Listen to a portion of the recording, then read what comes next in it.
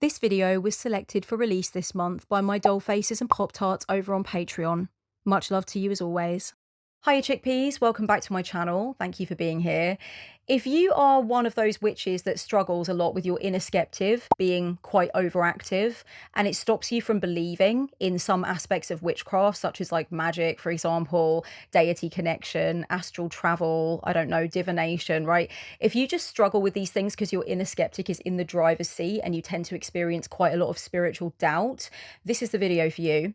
I want to talk you through some mindset shifts, some reframing that you can do if you would like to be a witch that is, more believing, that you have more faith in these things that you're doing, that you don't constantly feel like the inner skeptic is chatting away in your ear, deriding the things that you're doing and stopping you from really having a good time and really being open to the possibilities that witchcraft offers. So let's get into it. I've got a few different things that I can suggest that may really help you. First of all, if you are a practitioner that harbors quite a lot of doubt and you do struggle with like the inner skeptic and really believing what you're doing, I would encourage you not to see your belief in the craft as a binary thing. So try not to think of it as like you either believe in magic, for example, or you don't believe in magic. You either have got to believe in it or you don't, because I think it's more complicated than that, because you are more complicated than that. So instead of thinking about, do I believe this or do I not believe it, try and think about the fact that you have pockets of belief in your psyche, but you also have pockets of disbelief. There are various different parts of you. Don't think of yourself as just like one whole.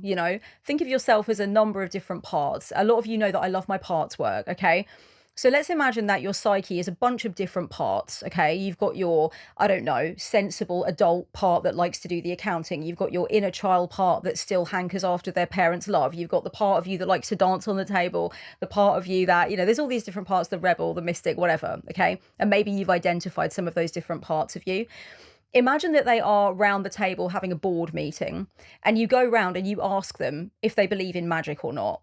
There are going to be some parts of you that don't believe in magic, and there are going to be some parts of you that really sincerely do believe in it, and then there are probably going to be other parts that are open to it. They're open-minded to it, but they're really sort of not sure. Once you've done a stock take of these different parts of you, I think you can interact with those parts of you. The parts of you that really believe in magic probably have evidence from your own life of magic that you've seen happen, and magic that you've done, and magical experiences that occurred. And it's the same with, like, I don't know, spirit work or astral travel, whatever it is, right? The parts of you that are sure that witchcraft is legitimate and real are the parts of you that have evidence of that, the parts of you that are more naturally inclined towards that, and the parts of you that love believing that anyway because it helps you to survive and thrive, and that it makes you feel better. Then when you look at the parts of you that really don't believe in things like magic, they're probably going to be parts like, for example, I have a part of me that is very antsy about witchcraft and magic because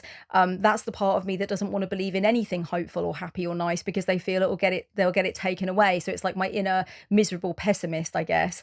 A lot of us have got an inner skeptic. I know if you're watching this video, your inner skeptic is very overactive, and the inner skeptic is probably just very attached to the idea egoically that everything has to be empirically proven and respected in academic circles or whatever it is, right? Whatever your ego is telling you needs to happen. So when you isolate those parts of you that don't believe in magic and are getting in the way, they're getting in your ear and they're talking in your ear, decide that those parts of you are just not invited into sacred space. They're not invited into your magical practice. They're not useful parts of you in that regard. Make a deal with them. Tell them that like they can't come to the magic that you're making because they're getting in the way of something that you're trying to do and enjoy. But maybe later on when I'm trying to put my bullshit meter on for someone's conversation or whatever, then we can talk. But with magic, you're not coming in, right? Identify the parts of you that are just not useful, the parts of you that are resistant to belief in the craft, and then isolate those parts for that time or quieten them down or say to them, look, I know you're not into this, but like you've got to wait outside.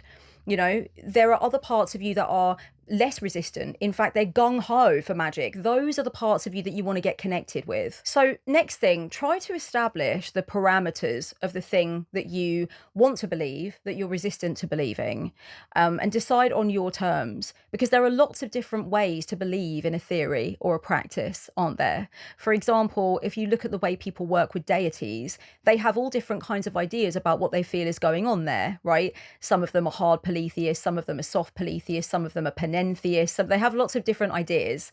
I would recommend reading up about these things to have a look at the different categories of belief in gods, because it could be that you've read a book or you've watched a video or you've spoken to somebody else about their experience, and you're trying to kind of like mirror their belief by making their belief into your belief, or taking wholesale what somebody else has explained to you about a theory or practice and trying to like get yourself to believe in that. But really, there could be like another subcategory of that belief that would be more useful. A lot of card slingers, a lot of people that use any divinatory system have different ideas about what is going on there. Even with magic, there are categories of magic. There are magical models, the spirit model, the psychological model, the energy model, right? They're all different ways that you can think of magic. So even if you get 5 people in a room and they say they all believe in magic, then you have to break down what they mean by that. Like, what exactly is it that they think magic is?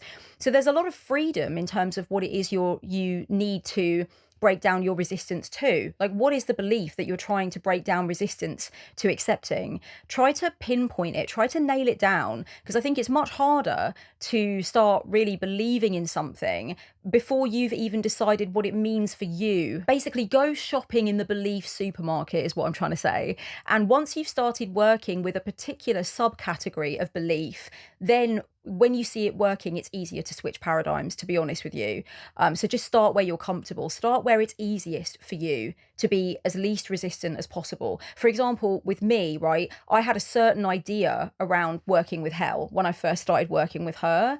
And it was very much kind of like, it was archetypes, it was Jungian, it was kind of spicy psychology, right? It wasn't at all hard polytheist. As I've gone on in my work with her, I'm still not a hard polytheist, but I'm telling you, I've had so many wild experiences that I know that the original paradigm that I accepted initially doesn't make sense for me. There's too many things that have happened that are way above and beyond spicy psychology. It's way more than that. Like, something else is definitely happening.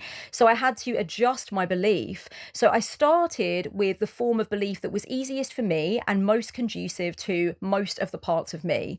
Then I got on board, I started working with her, and now, years and years later, my belief has totally shifted. I've jumped paradigms because I can. Because once I got into the belief and I started seeing it working, I realized it was working slightly differently to the framework of the belief itself, right? It wasn't just spicy psychology, it's an archetype, it's a mirror of me, blah, blah, blah. It was that, but it's also something fucking else, okay? So I had to adjust my belief. So choose the belief that's easiest for you first, then move on from there. This one might sound really obvious, but like, do witchcraft. Do witchcraft. If it doesn't work, do it differently. Try again. Do it in different ways. Just try on different like formats and themes of it. Keep coming back to it. The reason I'm saying this is because like, I think a lot of people just sit it out. They sit on the subs bench and they don't get in the game because they're waiting for belief before they can actually let themselves do witchcraft. And actually, a lot of the time it is the other way around, you know? It's like, you've really got to be in it to win it, my darlings. So I do feel like if you are waiting around right now because you're trying to really believe in the thing, don't forget that you can do the thing without believing in it. You can do it for the fuck of it. You can do it to experiment. You can do it just to see what happens. Like, there's no moralistic outcry against that, okay? People do it with different things all the time. You can do it with various aspects of witchcraft. You are allowed to do things without fully believing. In fact, witches do that all the time. Belief is very often in flux. Belief is very often, varying depending on circumstances and depending on mood and depending on all kinds of different things, depending on the nature of what it is that you want to do and how outlandish you feel like it is, right? So belief is always in flux. It's not just this this solid object that's either there or it's not there. So what I would say is you have 100% more chance of believing in witchcraft if you are regularly doing witchcraft and then checking to see whether or not it's worked, you know, rather than like, well, you know, I've got to wait to believe before I do it. I think it's the other way around. You've often got to do it before you can believe in it to the extent that you want to. I would recommend, if you're a practitioner that currently doesn't believe, you can't make yourself believe in something that you want to try or you really want to believe in, try approaching it as though you are someone who does really believe in it. You know, like, do a little bit of kind of method acting in a way. Like, go into it as though you are someone who absolutely knows that it fucking works, okay? I mean, I think this is really about going into a way of being that is not your own right now in order to try it on, in order to get the sensation from it in a way. And this is a lot of the time how we decondition our minds from beliefs that have been put in there by teachers, by parents, by people in the church, by culture around us, whatever. You know, that's how we do it. We kind of like, we fake it to make it for a while. We sort of experiment with doing things or trying things or saying things or wearing things that are not really connected to who we think we are and who we think we should be. So if your inner skeptic is really hyped up and really like, no, we don't believe in magic, that's silly, that's for silly people, right? If you've got that parrot in your ear, that poison fucking parrot, the skeptic, then what you can do is be like, okay, fine, but for one night only, I'm gonna be like the grand high priest of wherever the fuck, right? I'm going to actually go into it and I'm going to shed myself. I'm going to really do, I mean, I think acting is artistry and alchemy. I always have. If you can leave yourself at the door and go so deep into character that you literally are that character, I think that's very magical. And I'm talking about more than a glamour here in a way, because I'm not talking, I think glamours are not really so much for the self, but for how the external world is going to react to you in a lot of ways, right? I feel like this is more, I'm asking you to really become this alter ego, let's say, okay? Choose an alter ego. The alter ego is like your most majestic, magical type of person you could imagine, who has no doubt, who has no lack of belief, who is almost obnoxiously fucking sure that they are the occultic tits, okay? Become that person. Do the working from that point of view. See how that affects you. See what happens when you do it from that perspective. I think when you do it that way as well, the inner skeptic is less likely to judge you because it's not you, right? It is you, but it's not you. So that's another way to shut up your inner skeptic and your inner pessimist and your inner bully and all these bits of you that are like, you're doing witchcraft, that's so silly, whatever, you can't do it, okay? A way to silence them is to be like, no, I'm not doing witchcraft, okay? Like the grand high witch of like neon glow sticks and fairy lights, okay? The grand high witch of like fruity, frivolous, camp, glittery shit is the one doing the witchcraft. I'm not here. Ignore me, I'm not here.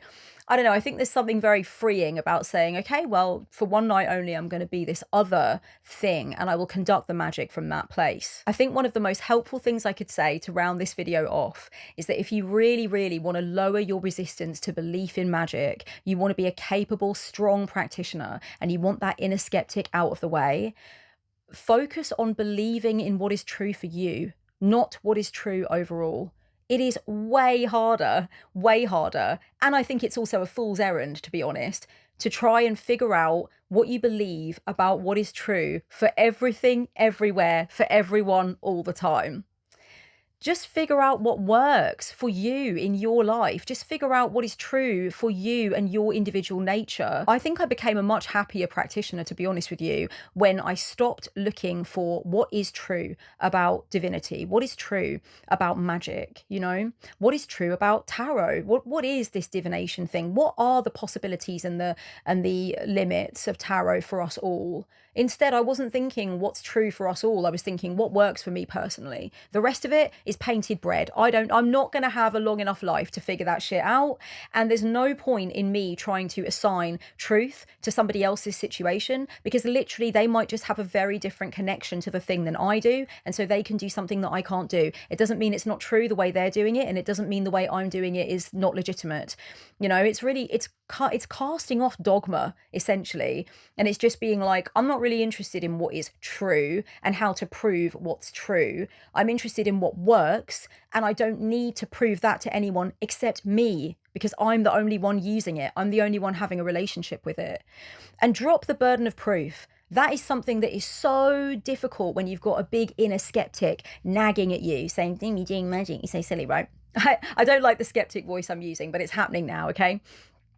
Drop the burden of proof. You have no burden of proof, okay? You do not need to explain to anyone why you believe what you believe, how you believe it works. You do not need to prove it. You know, you do not need to get into a debate about it. You are not obligated to try and justify your beliefs, because they are just your personal beliefs that help you to deal with your life, solve your problems, and feel better in this fucked up late capitalist hellverse. That's all. You are doing what you want to do for you to thrive and to feel like you are in your vibrancy on this fucking planet, and your instinct is to witch. So you do that. You are not on the stand. You're not about to give a TED talk to explain to like 30 skeptical atheists, or what? Sorry, I know there are atheist witches, okay? Skeptical atheists, I said. You're not about to do a TED talk to try and convince a bunch of critical people that you can do what you say you can do, or that, you know, the things that you think are real are really real. You don't have to do that. You have no burden of proof. Drop it, forget it. I think that also lowers the pressure a lot. Darlings, let me know what you think about belief in magic and belief more broadly in witchcraft. Let me know your experiences. Where are you with it? Do you have a very loud inner skeptic? And has anything I've said in this video helped to quieten it whatsoever, or keep it distracted for a moment or two? If you like this video, you can obviously subscribe, hit the notification bell. You can check out my store to get a reading or mentoring session with me. My Patreon is popping the fuck off this month as well, so go down and check everything for that below. Much love until next time, and blessed be. Mwah!